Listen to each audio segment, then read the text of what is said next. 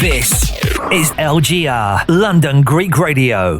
Κατέβασε τη δωρεάν εφαρμογή του London Greek Radio από το App Store για iOS και Google Play για Android και συντονίσου. London Greek Radio 103,3. Μας φέρνει πιο κοντά.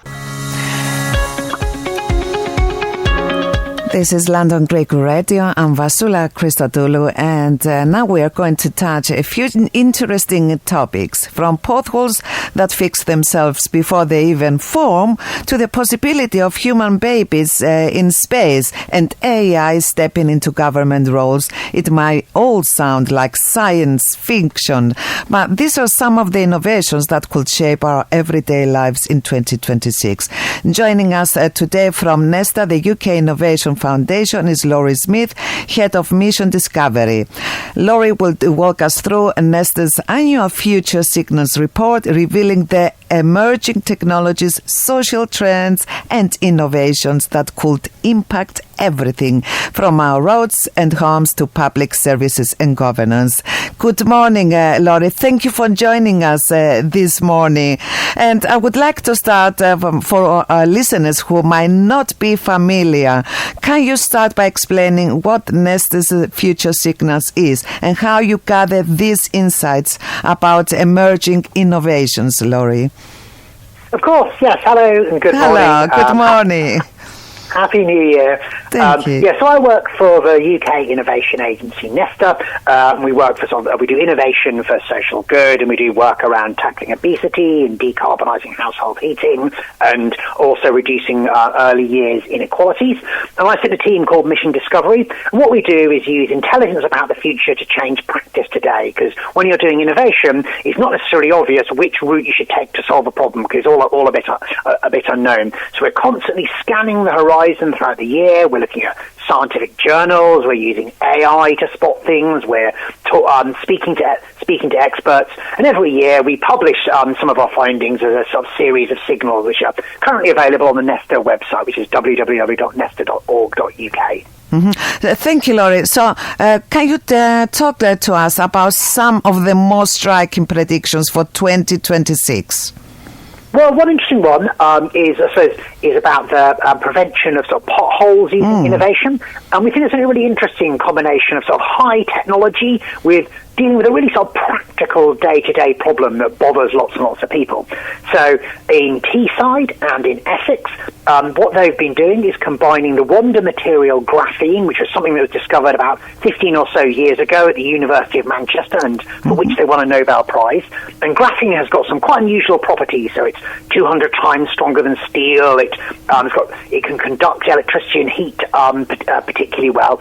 And if you combine that in the right way with the asphalt on the road surface, you can make road surfaces that are much more protected from potholes, which can save money, and it can also mean people don't sort of damage their vehicles. It can avoid accidents, because we've got a real problem with potholes in Britain. So I think there was a report from the RAC last year that said there was 6 potholes for every mile of county control roads in England and Wales. It seems quite a lot. So maybe if we use this sort of technology, we can toughen up our roads a bit. That's fascinating. It sounds so good. As you said, they're damaging our cars. So, this technology can prevent the damage, and so many other problems. Now, Nesta also highlights the first realistic steps towards reproduction beyond Earth. How close are we to understanding whether humans could reproduce safely in space? Well, I don't necessarily think it'll be something that happens in humans in the next year, but it is a debate that I think will open up. Because you've got people like billionaires like Elon Musk and Jeff Bezos talking quite seriously about colonizing space and Mars. You've got space agencies like NASA talking about sending people to Mars. And even companies planning sort of space tourism, where people might try to reproduce whether the companies like it or not. But if we're really serious about spending long periods in space, we need to think of the human elements as well. We often focus on the sort of technical engineering aspects, like how do you make reusable rockets or whizzy solar panels, all of which are very important. But there's definitely a human aspect to that as well, and that includes sort of reproduction and rearing children. There's been some early research on this, so there's a company called Spaceborne that's looking at it. And there's also some research by academics, so researchers from the University of Kyoto have taken up precursors to mouse and sperm and egg cells, taken them up to the International Space Station for a few months, then brought them back down again and found there didn't seem to be any damage and were able to reproduce mice. So that's one step towards that. But it's something we should be thinking about because some quite big risks in space to reproduction, like radiation and microgravity and things. Exactly. And what about ethical questions? Does it raise any ethical questions, or you don't cover this at the moment? Because it's quite concerning at the same time. Yes, it certainly does raise ethical questions because there's questions around if you raise people don't necessarily know what will happen if one sort of raised babies in space. We certainly know that when adults are in low gravity, their muscles can waste away without lots of exercise. There can be damage to their bones, and that could have consequences for children as well as sort of psychological consequences. So it definitely does raise those questions. And I suppose we sort of raise, well, actually you need to be thinking about this now if you're serious about exploring the solar system. Exactly, and the baby cannot choose. I wouldn't choose to be born in space, for example. Now, another signal is AI joining cabinets and taking executive roles in government, following Albania's appointment of an AI minister in 2025. What opportunities and challenges does AI governance present? Well, the example you mentioned is the Albanian government has announced the first AI minister, and that minister is responsible for procurement and tackling corruption, which apparently can be a problem in Albania. That's been sort of one of the barriers for it joining the European Union. And you can sort of see why that would be useful because, say, an AI minister, you couldn't bribe it in the same way that you could a person. But there are potential downsides as well. So the way AI works is based on lots of data, which is sort of hoovered up, and that trains the AI model. But if that data has got things missing, then that AI model can be biased. So it can give sort of skewed results. So there's always that sort of risk. There's always sort of risks and trade-offs with the development of any new technology, whether it's AI or something else. Thank you, Laurie. And what about smart fridges and other connected home devices, are starting to track habits and even display ads? What does this mean for privacy, consumer choice, and the way we interact with our homes? Yeah, so last year, the consumer electronics company Samsung announced that some of its models of smart fridges would start including adverts because they've got screens on them. And there's a potential sort of concern there because people aren't used to getting adverts from their fridges. They're used to having them from TV and radio, but less so from fridges.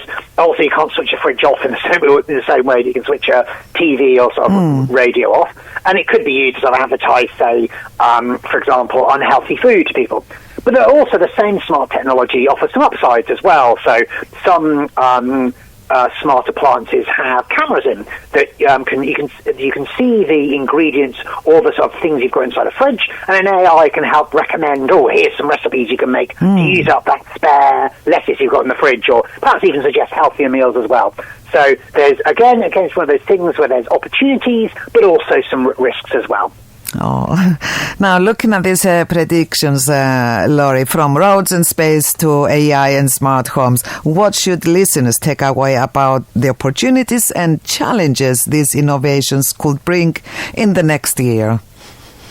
Well, if 2026 is anything like 2025, there'll be a lot of change and tumult because I suppose you've had lots of political change and things have been happening sort of internationally. And so people can find that uncertainty a little bit worrying and scary. But I suppose what many of our signals show is there can be really interesting innovations that are often happening in plain sight to quite practical things that affect people's lives, like fridges or with the sort of way people reproduce on sort of roads as well. So there can be sort of messages of hope as well, and opportunities as well as sort of more disruptive, worrying change. Thank you so much, Laurie, for walking us through these fascinating insights from Nesta's future signals for 2026. From smarter roads and adaptive public services to AI governance and even life beyond Earth. It's clear that innovation will continue to reshape our daily lives in ways we're only beginning to understand. For more information, listeners can visit Nesta's website at nesta.org.uk and explore the full Future Signals report. Thank you again for joining us, Laurie, and Happy New Year. Thank you very much. Thank you for having me. Excellent. Take care. Bye-bye. This is LGR, London Greek Radio. Ο αγαπημένος σου ελληνικός σταθμός στα social media. Ακολούθησέ μας στο Instagram και στο TikTok, βρες μας στο Twitter και κάνε like στη σελίδα μας στο Facebook London Greek Radio.